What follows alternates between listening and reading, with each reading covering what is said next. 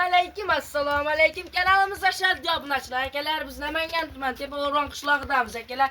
Kichkina cho'pon nimaga qo'y chiqarmay qo'ydingiz degan obunachilaringizga. Bugun narx sinadi.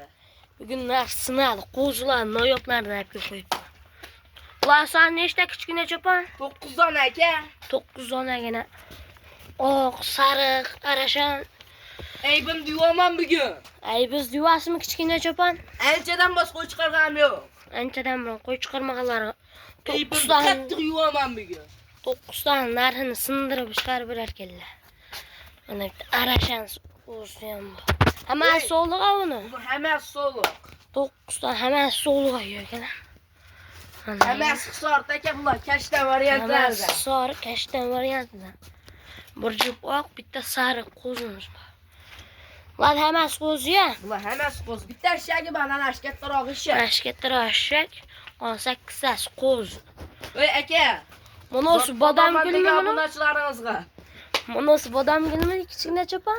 Aka, bodam gulda arashan variantidan-da bu. Bodam gulda arashan variantidan akalar. Mana. Like tirs set bas qo'ysin. Kommentariyani portlatsan deb turam. Qo'ydilarni sindiraman bugun. Bular narxi qanchadan kichkina cho'pon bo'ladigani? Bo'ladiganimi? 3 million 600 ming so'mdan. Dastlabkasi ichida. 100 mingdan dastlabkasi ichida akalar. Arashanni o'zi ham ketaman. Voy, bir joyga olashaman deysizlar-da, telefon qilasan.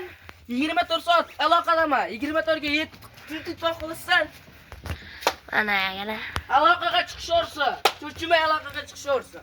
Narsinada? Pachaqlanib ketdi aka. Qanchada o'tib berasiz? Kichkina cho'pon bo'ladigan. 50 ming so'mdan bir joyga olishsa o'tib ham beraveraman. 100 ming so'mdan o'tib berasiz. 3,5 million. 3,5 milliondan aka. Sal kelishmay qolamiz aka. Bobar aka, 3,5 million. 3 million 600 ming so'mdan. 3 million 550 ming so'mdan. Yo'q. 3,5 million tit. Bobar aka. 3,5 milliondan 9 tani olaman. Deyishga obunachilarga aloqa chiqaverasizlar akalar. Aybimni bugun yuvdim. Bilan kichkina cho'pon bugun yuvdilar. Haqiqiysiga. Mana aka bodam guldi tozasi-da mana u. Mana akalar azizlari kelishgan quloq oshlari butun. Butun variantidan-da aka bu. Mana akalar. Kashtanni ham tozasi. Kashtanni ham tozasi mana akalar. Sariq o'zini shu kichkina cho'pon. Sariq o'zini bir ko'rsataymi? Sariq o'zini bir ko'rsatingchi. Kiyikda ko'ryapsizmi aka qo'ydi? Mana akalar. Basharasini ham bir ko'rsatingda obunachilaringizga. Toza sariq arashan qo'zi. Vallahi bugunga shularmi kichkina cho'pon? Bugunga shular aka.